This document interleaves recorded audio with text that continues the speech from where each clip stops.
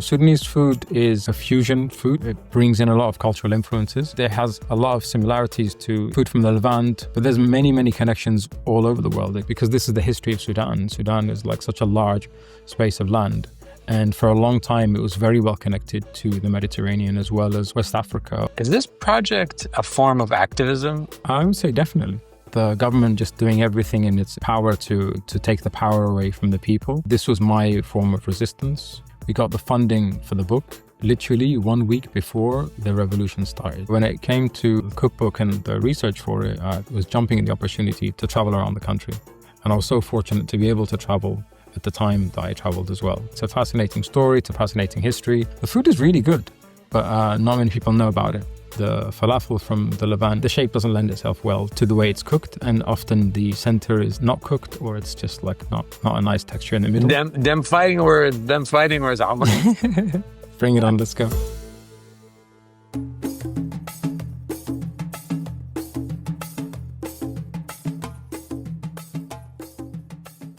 Hey, welcome to an episode of Matbakh. My name is Mikey Mhenna. Today on the series, we have Omer Tijani, who is the author of The Sudanese Kitchen, which is a new cookbook about, and it's really a project that looks at the history and the current culinary practice in Sudan and the culinary cuisine in Sudan. It is an honor to have you on. Welcome, Omer. Thanks so much. Thank you so much, Mikey. So happy to be here. Pleasure to be here. Looking forward to it. Thank you. So let's just talk about why this is maybe more of a larger project than, telling people how to cook Sudanese food. Maybe let's talk about the genesis of the project and your background. Sure. So British Sudanese, been raised here most of my life. I came to the UK at the age of 5 and had been previously living in Sudan before that. Since that age, I based here, but would be going quite regularly to Sudan and, visiting family, or really having friends, to be honest with you, mainly just seeing family to begin with. And just kind of fostered a relationship with it. Had a strong relationship, would go back quite regularly. And I saw it kind of shift over time and stuff. And, it was always like a difficult times, I guess. Better times, worse times. But I was living away from home at university years and years later. And I just missed my mom's food, as you can imagine. It's a pretty common thing for a lot of people. And I didn't want to... she kept sending me like food parcels, or I'd go to visit her and she'd give me some things to take back with me. And I just wanted to be able to do it on my own rather than having to rely on her to get me through the week. And I just started collecting recipes. I started asking her, how do you make this? How do you make that? And I started just writing that. It was just a pet project just for me. I really didn't think it was going to turn into anything, to be honest. It was literally just for my own records at the time.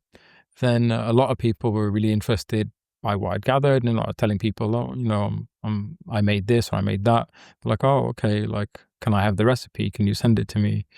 And I realized that Sudanese and non-Sudanese really wanted these recipes. And then I looked into it, and at the time there wasn't any documentation in English about Sudanese recipes. There's a few things on Facebook or like YouTube, often in Arabic, often without quantities. And or times. Yeah. And it just seemed like it needed to happen. It needed to exist. Like why other cuisines are well known and well documented, and no one knows anything about Sudan or its cuisine. So I decided to use food as a way to learn about Sudan. Yeah. And it is more than a cookbook. I mean, I started collecting the recipes because people wanted it. But then also I realized that there's so much cultural information around the recipes that also requires documentation.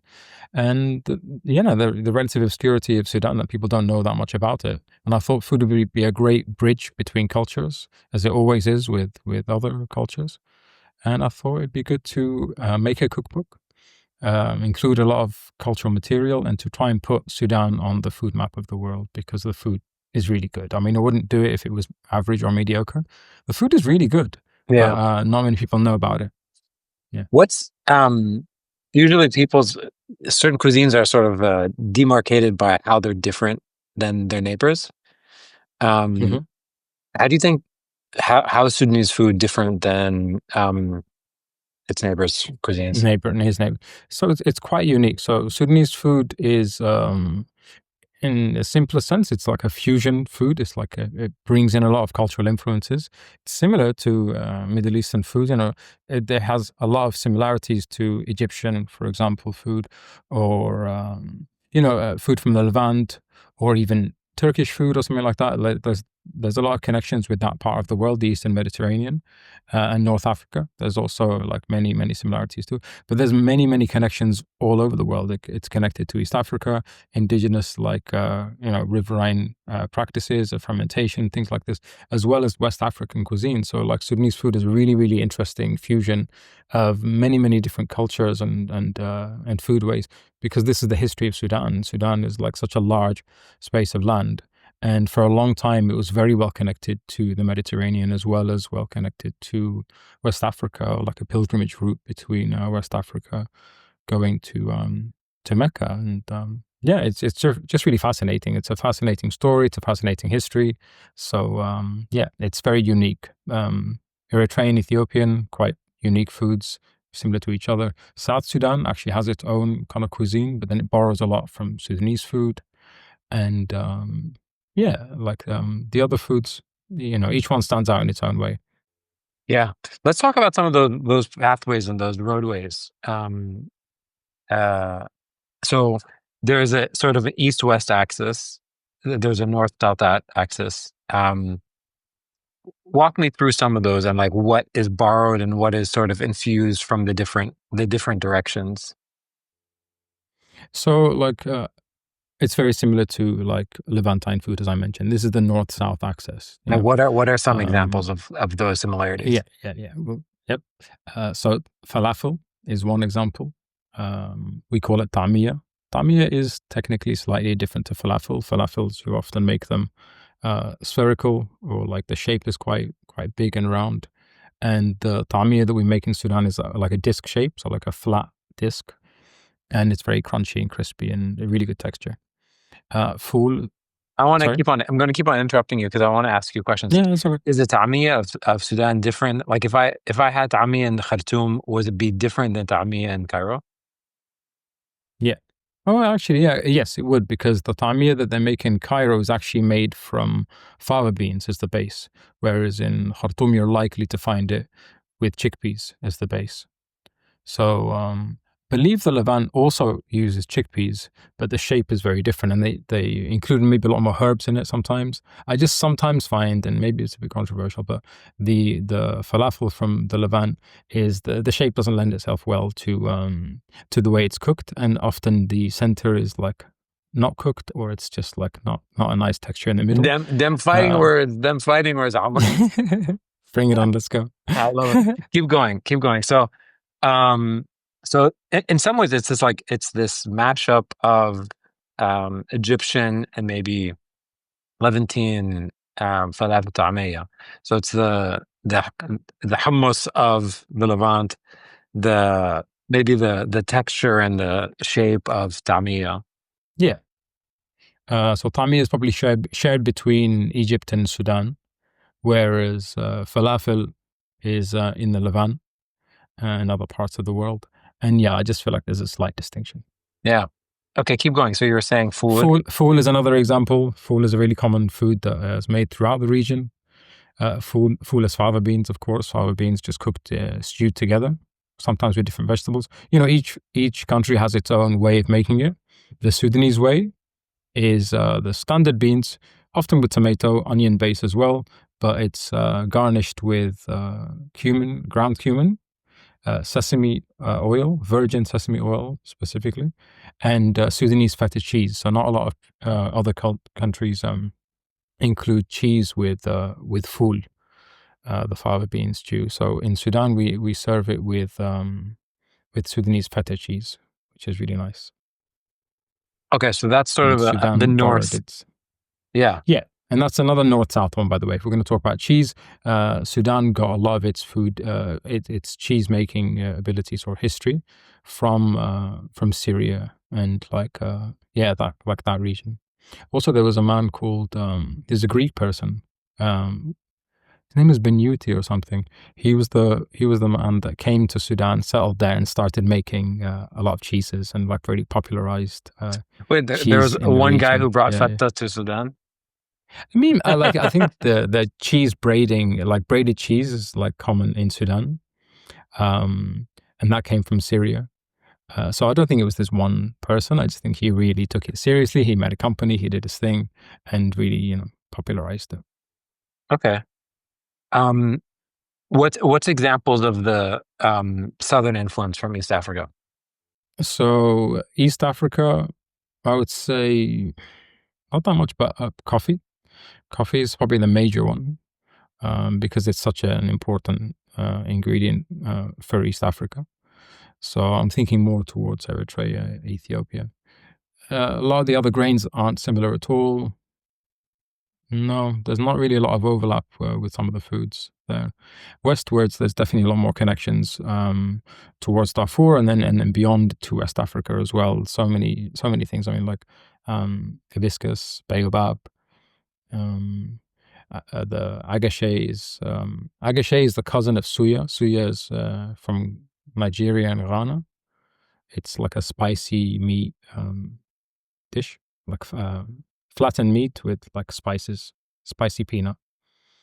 We have one in Sudan called Agashe. Mullah. I guess mullah is a really common Sudanese food. It's basically a stew made of different things, and it's not one dish. Mullah is an umbrella term for multiple stews. And a lot of these stews came from like that region. Asida is a dumpling, also from Western Sudan. So it's like a flour-based dumpling, like cooked into like a jelly mold. And we serve it with the gravy that I was talking to you about, the mullah. So these are really iconic Sudanese foods, mullah and asida. Asida is a term that's used in Libya and maybe Yemen. I think they have asida, but their asida is different. I think they serve it sweet or something. And asida is actually really similar to a lot of the other African dumplings that you find, like banku, gali, fufu, things like this. Yeah. So like in a place as small as Lebanon, there's a lot of like different names for the same thing and the same name for different things. As you were putting together this book and sort of building the taxonomy and trying to say, okay, this is what this thing is, how much disagreements did you get among Sudanese friends as they were like, this is not Fuul, or this is not asida, or this is not that, like this word means something else, or there's a different word for this? Yeah. Thankfully, there Sudan's isn't huge. actually. Sudan is huge for sure. Yeah. But when it came to the terminologies of a lot of the dishes, like if we left like the center and went to like regional places, they might use a different term for the same thing that I'm talking about. But I try to just use a term that everyone can agree on. And generally speaking, there isn't that much disagreement when it comes to names of foods or names of ingredients or names of like certain specific things around food. There isn't actually that much disagreement. So like one example is mullah wekab. It's like a stew made from this really interesting like salt called like wekab. But another name for it in Western Sudan is kombo. So it's just different regions call different things by totally different names. And I just try to go with like the most commonly used term. And thankfully, there wasn't that much disagreement. Yeah. If I was sitting at a table and I had ملوخية, I had fasolia, I had adas, شوربة adas, I had a bunch of these things.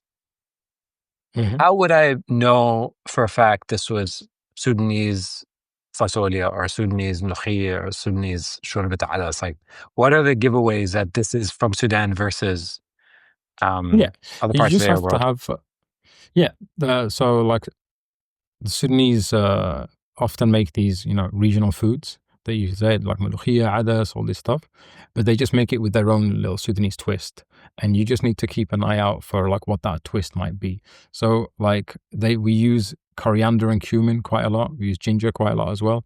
So anytime these spices are around, It's an indicator usually that Sudan is it's a Sudanese way of making it. So maybe with the spices, one way. Also, like the mulukhia, for example. Unless you really need to try all these things. You need to try the Egyptian one, you need to try the Sudanese one, the Syrian one, and then you'll really know. But for example, mulukhia, the Egyptians make it quite watery. They use rabbit with it sometimes. We make ours quite dense, a lot denser. It's like a stew, but a thick stew. We serve it with rice or bread, and that's why it's like a lot more condensed. It's not watery at all, and we don't use rabbit. It's usually just lamb, but maybe some people make it with chicken. Okay, I'm gonna share my screen because I'd love to actually walk through some of these recipes. Yeah.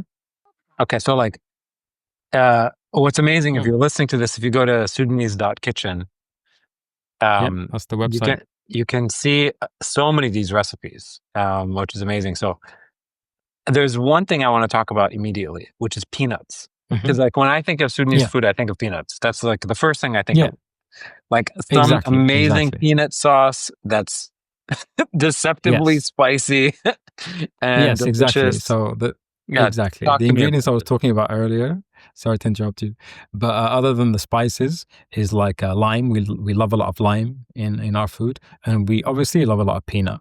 So peanut is one of our favorite ingredients. We use it very ubiquitously throughout food, and it's interesting. It's really interesting history. The Arabic name for peanut is Fuul Sudani, so it's even in the name that it's Sudanese, that it's a Sudanese bean. It translates to Sudanese bean.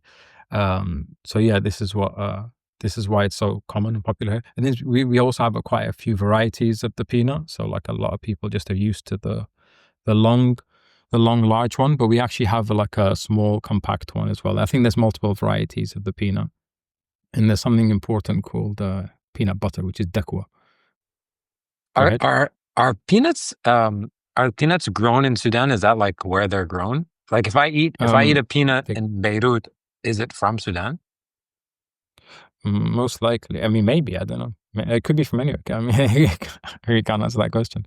But it grows in a lot of places. But yes, it's commonly grown in Sudan. You'd have to see where the ones in Lebanon come from. They could come from a lot of places. Could be Senegal. It could be elsewhere. But yes, it's a really, really common ingredient. It's not actually Sudanese, though. It's not indigenous to Sudan.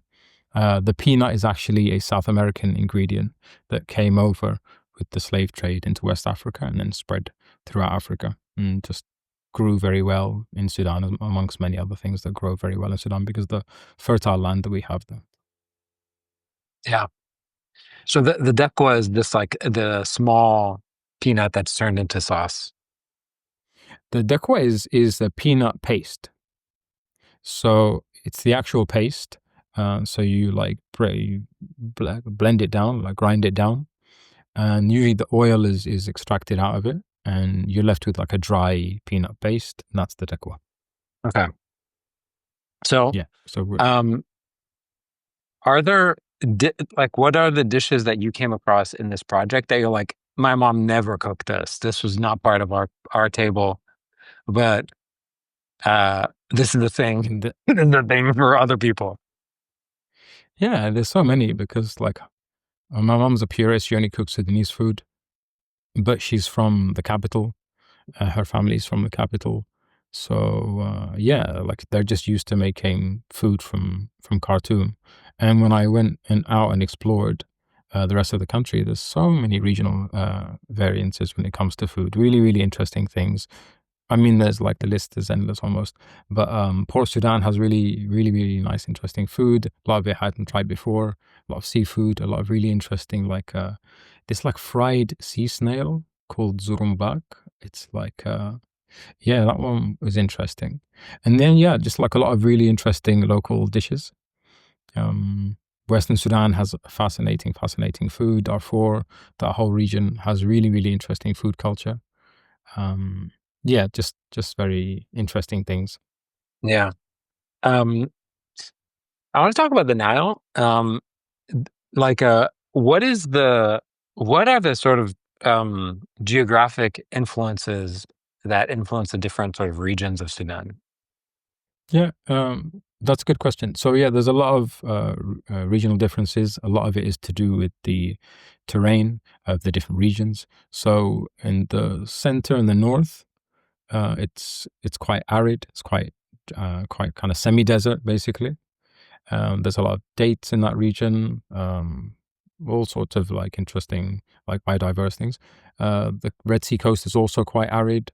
They they they enjoy camel there as well. They drink the camel milk, I believe. But when it comes to Western Sudan, it's a lot more fertile. It's a lot more mountainous. It's a lot lusher, and especially towards the Blue Nile state as well. That's also, which is southeast. It's not west. So that region as well is very, very kind of lush and green and fertile. And yeah, interesting stuff grows there as well. I found a dish there which was mushrooms, so like a mushroom stew, and I'd never found anywhere in Sudan that grew mushrooms. But that region is very biodiverse, and like it has a lot of like dense jungles, a lot more humid, very different terrain to where I'm used to. And it's where mushrooms grow, and people make mushroom stews with it. So it was interesting. In the West, I would say they eat more goat, maybe just because goats are more available there. But they eat goat, they eat cattle, a lot more beef. They make bull as well. Actually, the bull meat they particularly like. They make it into like a ground meat powder. Um, but yeah, like when you start going south, more south, uh, the terrain changes a lot, and it starts becoming a lot lusher, a lot more mountainous. And now with the border with South Sudan, it's like, yeah, it's a bit semi-desert, a bit lush. Sudan's just a very biodiverse place. Yeah.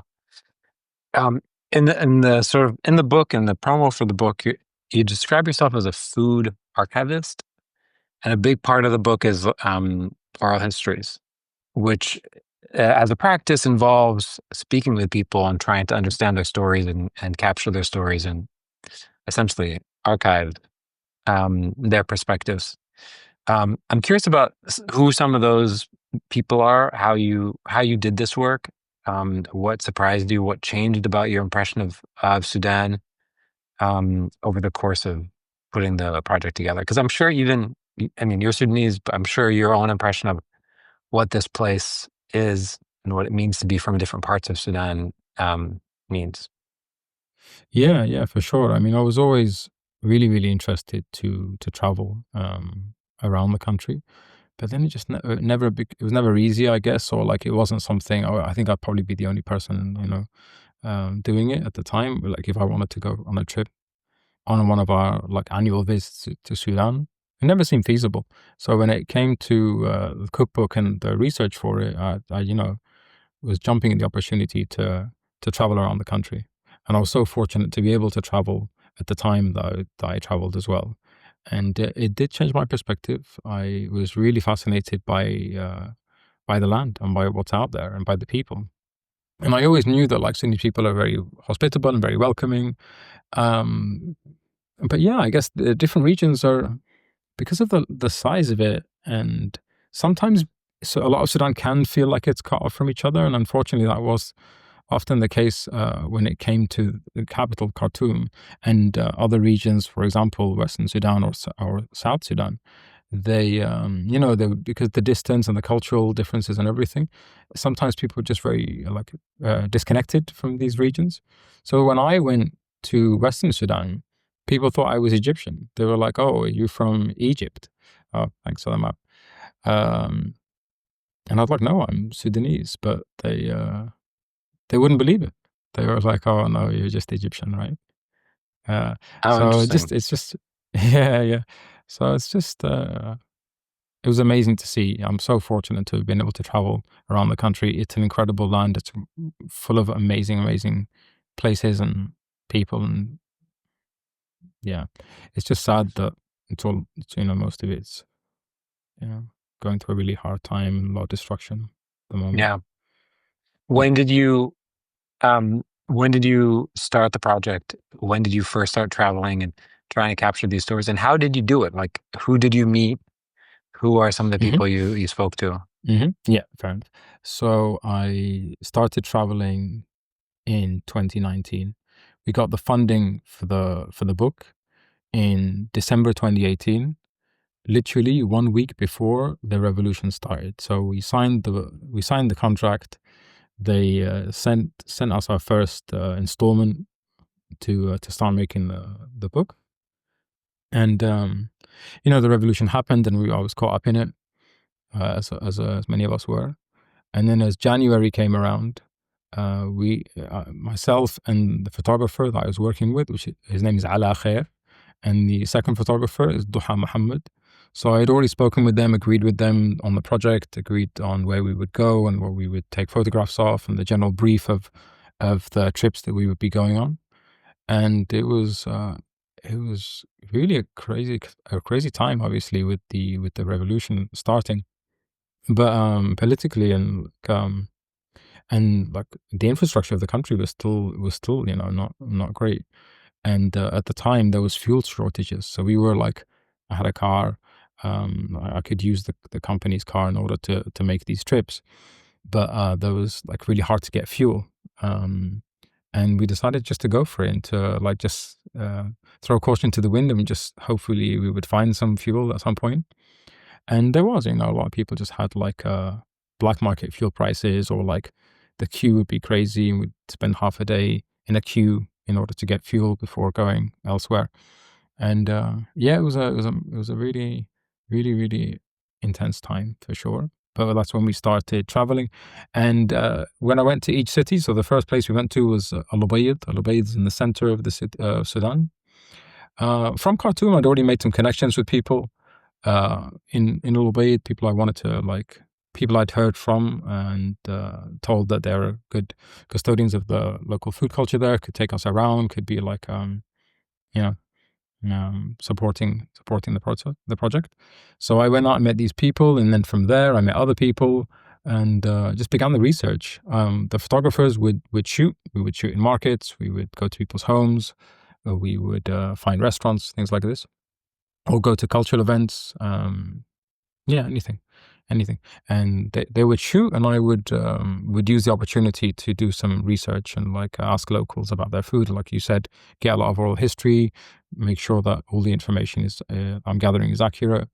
And yeah, that was where we went. Basically, went westwards first, Al Ubaid, and then onwards to Darfur, to Al Fashir.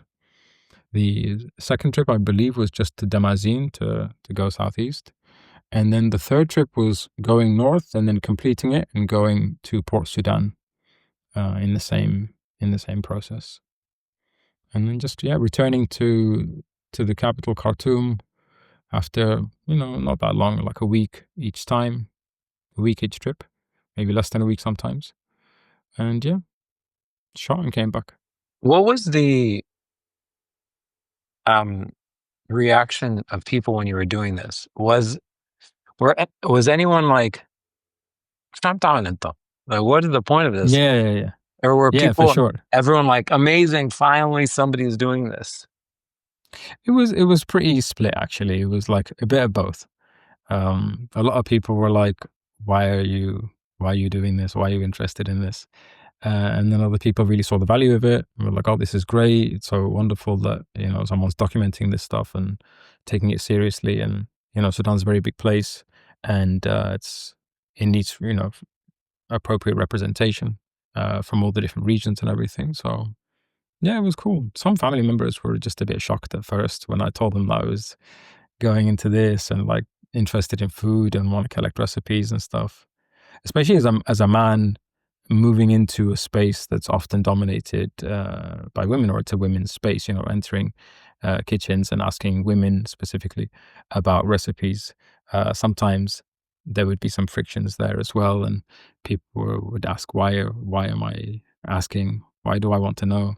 And it just depends. It depends on the individual. Sometimes people are a bit more conservative in their views, and other people are a bit more open minded. But like, this is great. Did you get any feedback from your mom?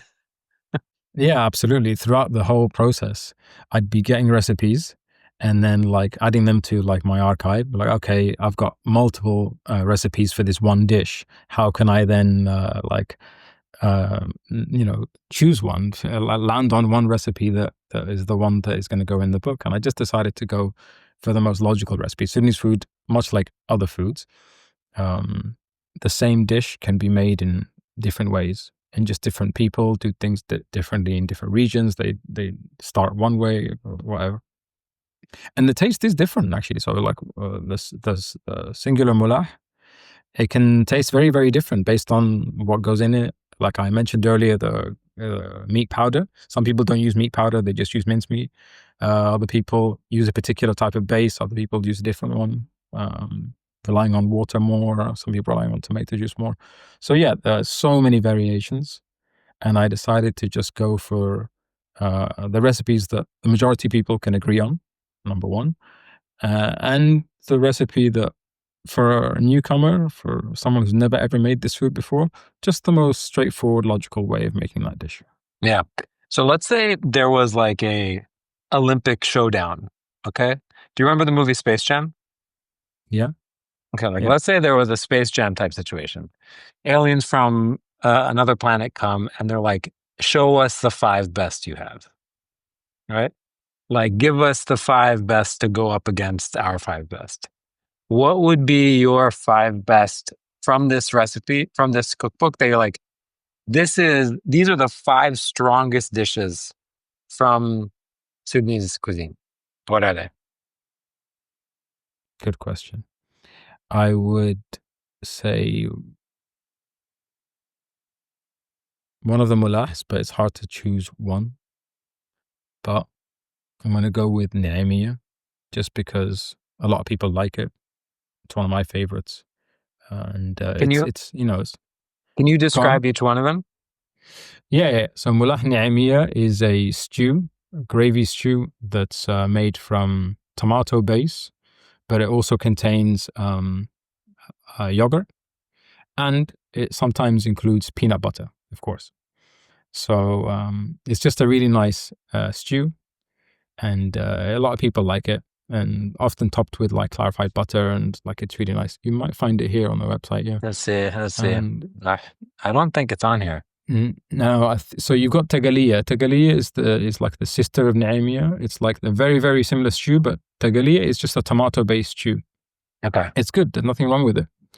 But Ni'amiyya is the same stew pretty much, with yogurt and a little bit of peanut butter added into it. Yeah. Okay. Strong start. Okay, what's the second pick? Good. Probably Salatat Aswad, because it's a aubergine salad. It's at the top actually, just on the left, but that one is like with yogurt. So that's Salatat Banzenjan, formal Arabic name. Yeah. In Sudan we call aubergine, in Arabic we call it aswad because of the color of the peel. And like this salad with peanut butter and lime is so good. In the recipe book, it's got the yogurt version, but I've included both. You can just make a variation. I'm starting to feel a freemium feel to this online. It's like the online has like the very good ones, but buy the book for the top tier. Yes. Yeah. Buy the book for the variation. So this is in the book. This is in the cookbook, of course, but then it contains all the different ways that you can make it as well. So number 3 would be Agashe, because it's just a really, really good meat dish. It's like flattened meat, so it might not be on the website because it's just such a complex dish. Okay. So it's basically you take meat, usually lamb or chicken. The fish one is amazing. I made the fish one recently here in London. It was so good. With the fish, you can't flatten it because it's such a delicate meat. But with the chicken and the meat, you flatten the meat, and then you have like the spicy peanut like powder mixture, like many, many spices, all the spices that you like, and then peanut butter, and you mix them into it. Sometimes breadcrumbs just to break it down, and you have like this powdery, spicy coating. That goes on top of the meat, and then a little bit of oil, and you barbecue it. That's a simplified version of it. Very nice. So it's really, really good. Yeah, really nicely marinated meat with like a spicy peanut flavor. I'm gonna go with a drink for number 4 because we've got some really unique drinks. I'm gonna go with Hilu-Mur. It's a really, really interesting drink. The way you make it is really similar to making kisra. Kisra you might find on the website. You will find on the website. It's like a flat sorghum sheet, basically. It's hard to explain what that is, but you take fermented sorghum batter and it's cooked onto a flat hot plate, similar to injera, but not quite. It's made wafer thin, very, very thin. There it is, though. So that's kisra. Hilu-Mur is similar to that. It contains a lot of spices in the base, like the fermented sorghum base has a lot of spices in it. It's then cooked into like thicker sheets. Then those sheets are soaked in water, and the drink is basically the water. So you sieve the sheets out of the water. You're left with the infusion of the fermented sorghum with all these spices. It's called Hilu-Mur because naturally on its own, it's got like a sour flavor to it. But we add a bit of sugar in order to make it Hilu-Mur. Cool. It's a really good drink. Yeah, it's nice. So for the last one, I think I will go for a dessert. I'll go for Kunafa Malfouf. Excellent food. We basically hand make the Kunafa pastry. So to take on the Levantine Kunafa, but we make it from scratch. The batter is cooked onto a hot plate with a very special cup. So imagine like a cup. We have a special cup in Sudan called Koz al Kunafa. So the Koz is the cup, but we have this cup is special because it contains small nozzles at the base of the cup, just in a straight line. So just openings at the base of the cup. You pour the batter inside the cup, and you can hold the nozzles closed to make sure the batter doesn't come out. Then you release the batter over the hot plate, and you move the cup in like a special way in order to create like a lattice pattern. So you want like crisscross connections with the lines. This is the Kunafa pastry, and then that is filled with crushed peanuts, of course, broken dates, some cinnamon, some other like nice sweet ingredients, and usually a bit of sugar in the base as well. And then it's rolled, dried, and then fried in clarified butter, and it's so good. And so it's some coconut shavings are added on top. It's really, really good. So I have a question for you. If you were to try to diagnose or explain why would you say that in so many major cities around the world, I can very easily find Ethiopian restaurants, but it's hard to find Sudanese restaurants that are sort of have entered this, not necessarily fine dining space, but sort of public consciousness. Yeah, public consciousness. Mm-hmm. Like you can find Thai restaurants, you can find Greek restaurants, you can find Ethiopian restaurants, you can find, at least in Africa, the first one that came to mind was, I can find Ethiopian restaurant in a lot of different cities. Yeah, that's definitely the case. Why is it that? Why? Help me figure it out. There are refugees, and not refugees. There's a diaspora, Sudanese diaspora everywhere. The food is clearly like killer. So help me understand. I'm trying to understand it myself. I think sometimes, and obviously, we have to generalize in this situation, but I don't like to generalize people. Different people for different reasons want to get into restaurant businesses. The Sudanese, when they get into these industries or these businesses, they don't always cater for an international audience. They make Sudanese restaurants for Sudanese people to come to. And I don't know, for reasons maybe connected with a lot of the difficulties that were going on in the country, they don't necessarily market these places in a particularly good way. So the marketing is not great, and then their target is usually just like other Sudanese, usually just Sudanese men. At least some of the ones in London that I've been to, they're not international restaurants, they're not restaurants for an international audience. They're just for locals, and you'll see it because they're just kind of these small little places. Not that much effort has gone into it, and Yeah, it's a thing. Even in Sudan, some of these restaurants would open. Sudanese restaurants with making Sudanese food, or just other restaurants. They start well, and they get popular for about 3 or 4 months, and then they just crash and burn. So it's just a thing. I don't know what it is, but it's like yeah, either the economic situation, political situation got to people, and they just haven't been able to figure that out. And also, we have to give credit where it's due. The Ethiopians are very good at marketing. And they know that their food works. They know that it's transferable to an international audience. A lot of it's vegetarian. They serve it in a particular kind of way, and they've invested. They've clearly invested in these places, and it's also like challenging to have a restaurant. It's like not an easy endeavor to have. It's like you could really easily, these statistics that how many of these restaurants failing each year and something like that. So it's not an easy thing to get into, but I think Sudanese don't have the skills to really do it properly. If somebody said to you, "Hey, Ahmad, is this project a form of activism?" Would you say definitely, or would you say definitely not? I would say definitely. I would say for me, it was, especially with everything that was going on in Sudan over the course of the making of this book, and just, the government just doing everything in its power to take the power away from the people. This was my form of resistance to document Sudanese food, to celebrate it, to highlight it, and to just give a different kind of perspective as well. Shift the narrative a bit, and just create something that we can celebrate, that we can be proud of, and to show us what we're fighting for, really, why the struggle is so important. Especially the fact that Sudanese food is not singular food; it's multiple foods together. Multiple cuisines coexisting at the same time, and I just really like the fact that Sudanese from all different parts of the country are really unified in this Sudanese identity.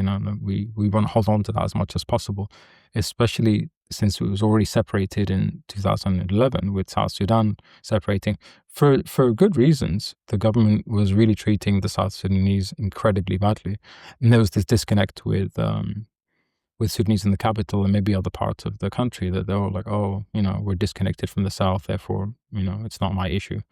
Whereas since then, I think there's been a lot of, especially since the revolution, a lot of unity and a lot of progressive thinking that I want to, hone and to champion. Yeah. I think there's something really powerful about, you were just telling me you just got back to London from a trip. I think there's something really powerful also about going around the world talking about a cookbook about Sudan, from Sudan, about Sudanese food, when there's a famine taking place, and saying that this cuisine matters, this place matters, this food matters, and shedding light on an issue that doesn't get enough space, especially among those of us who say that we care about this space. Among regional people from the region. Like even then, it's still difficult for people to know what's going on, or to really understand the implications at stake here. It's heartbreaking. But we need to highlight this as much as possible. Sudan is multiple famines are confirmed in different camps, and there's a lot of fever, a lot of diseases that are going around. The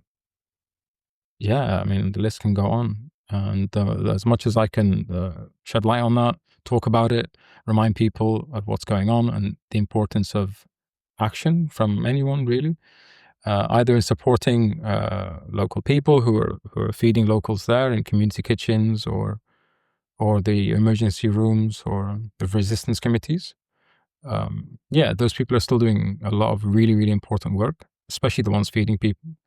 And I try to do my bit to raise awareness of them, do fundraisers for them, and keep it fresh in people's minds. Yeah, because it's also just like, it's important to have people understand, and I think you do this beautifully with your work. Understand like Sudan's role as a place. I mean, it's the moniker Africa's breadbasket has existed for a Hmm. long time for a good reason. That so much agriculture, so much food came out of Sudan for centuries. Yeah, yeah, And yeah, for sure. yeah. So I think it's really powerful work It's that you're doing. Obviously, I don't have Thank to you tell so you. much. I really Yeah. appreciate it. Sudan really can be the breadbasket of Africa for sure. Like the agricultural potential was stifled so much as well since the Jazeera project failed and stuff. So this, it still produces a lot and feeds a lot of countries around it for sure. But its agricultural potential is very much restricted. It could be doing much better. Yeah. I told you this beforehand. Do you mind opening up the book? You have it in front of you. Yeah, it's here. Do you mind opening up the book and going to the timeline page? Yeah, sure. So for those listening who don't see the screen or are not watching on YouTube, there's this amazing part of the cookbook that shows sort of like this really long scale timeline of Sudan, and explaining a bunch of different influences, different empires that came and went. So I kind of want amazing. Yeah, This perfect. is the timeline. Do you Do you want me mind to kind of read you some of it? walk me through Yeah. it? Because it's really like very dense and information rich. Great. Can people see or not? Like, Yeah, so this is going to go on if I YouTube. Maybe okay, afterwards, cool. I'll get you to take a photo and we'll put a Yeah, we can clear upload it. image. Yeah. That's fine. So it's divided into two. The timeline just goes across from left to right, but the top half of the double page spread is for culinary influences, and the bottom half of the spread is for historical events. So it's just important for me to explain the historical events, just so that people have a reference of like what has happened in Sudan and when, and then to be able to correlate that with the different culinary influences that have been going on since a very long time. So I mean, it starts a long time ago. It says 70,000 BCE, settlement in the Nile Valley, evidence of settlement in the Nile Valley. So it's a very ancient land. And then the next one is 7,000 BCE, settlement at the confluence of the Nile. So Yeah, a anyway, long time ago. yeah, so on and so forth. But yeah, we have the Nubian civilization, the meeting ancient Greeks, and in part, sharing kind of common knowledge. There was maybe not a lot of people realize that the ancient Nubians would travel across the Mediterranean and oftentimes meeting with the ancient Greeks and sharing information. Then unfortunately, that civilization kind of collapsed after that. Meroe was captured, and a lot of Mediterraneans would be coming into northern Sudan. At around a similar time or a little while later, Islam arrived into Sudan, drastically shaping the country and the food practices. It took a long time though, because the Pact Treaty happened. It's a treaty that happened between the Christians and the Muslims. I don't think I know about this actually. Yeah, it's called Al-Baqt Treaty, Baqt. Wait, can you tell me what happened at the treaty? I'm not to put you on the spot. I don't know much about this actually. I'll just read it. No problem. Al-Baqt Treaty is signed between Christians in the Nubian state of Makuria, northern Sudan, and the new Muslim rulers in Egypt. So it was a treaty between the Nubians and who were Christian, and the Egyptians who were Muslim, recently Muslim, and it was basically an agreement that like certain things could be traded, certain things would be sent from one party to the other. Often, unfortunately, that included slaves. And at the time, there was like quite a substantial slave trade going on. And just it's like a peace treaty. It's just so that things could be accounted for, and their property could be protected to some degree. But what happened over that period is that Sudan gradually became Muslim. So it no longer became Christian kingdoms, and Islam was accepted over like a long period of time, over like 300-400 years, maybe more actually. Okay. Yeah. Cool. Yeah, so it goes on and on from there to more recent stuff. And the top half is the different influences that happen over the years. So we got fermentation, then we've got Mediterranean influences and Arabian influences, Syrian cuisine being quite popular in the 12th century, became quite known in the region, and wouldn't have missed Sudan as well. And then later, as Islam spreads, we talked about the South American influences or South American foods arriving into Africa from the slave trade, and then spreading across Africa, where we get Sudanese peanuts as well. So can I stop you there? Yeah. What are some of the other ones? So there's like peanuts, there must have been tomatoes and potatoes. What else are on there? Yeah.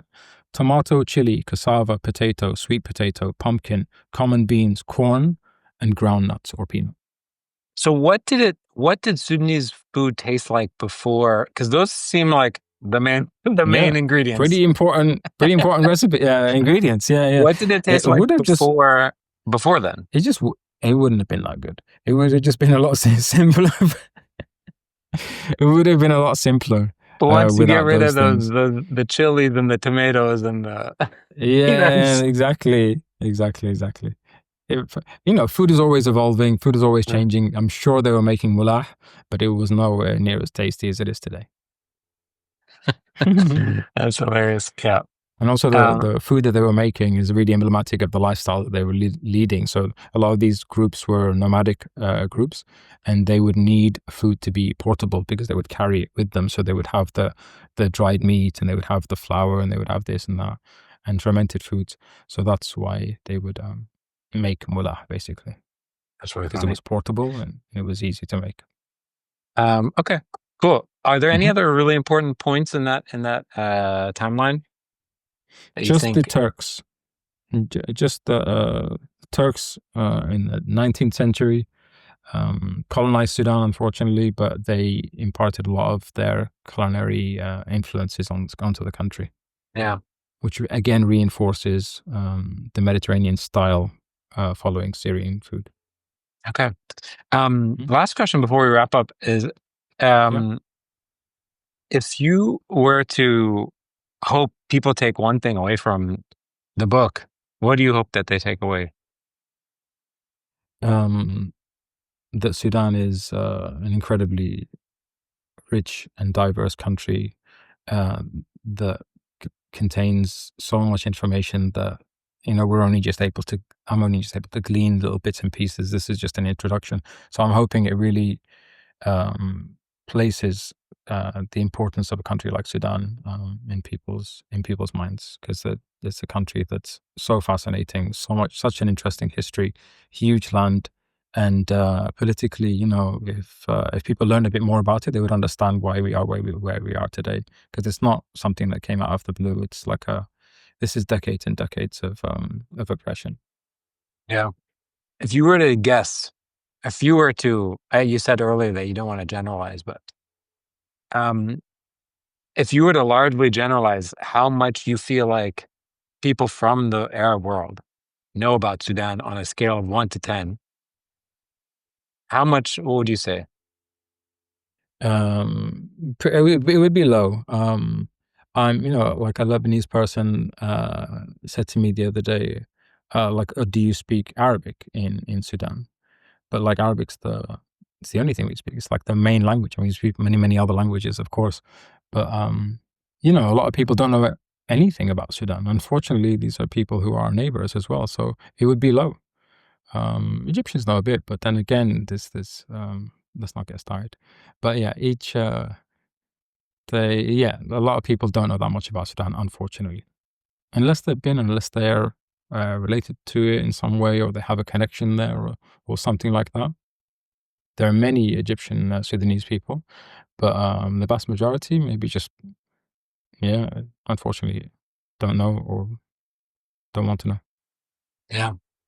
it's like, I feel like this is a obligation that every single organization, including Afikra, I feel like does it does themselves a disservice and does their community disservice if they're not actively trying to shed light on their own ignorance. Mm-hmm.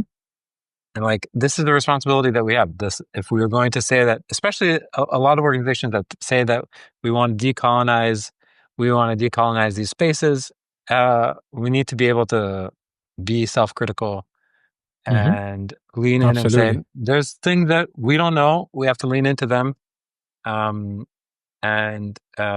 This work that I think I try to take really seriously and just admit as publicly as I can on a regular basis, like, I've huge blind spots. There's work that Yeah. needs to be And done. that's okay. Of course it's That's okay. all right. Yeah, of course it's okay. We'll fill them together. Yeah, of course it's okay. If you're curious and you're interested, we're here for you. Yeah. But it requires work. Like, yeah, for sure. Blind spots require, okay, now that I've admitted this, curiosity requires a little bit of work. It requires some research and some asking questions, listening to answers. And so yeah. I mean, this is a big reason why I made the book, and also the website. The website actually contains so much information about Sudan that wasn't able to make it into the cookbook. We wanted to make it concise. So yeah, there's so much information on the website as well. So I'm glad that just exists for people any time, all the time. They just go to the website and just go have a feast for the eyes. Yeah. It's amazing. The website is a massive resource.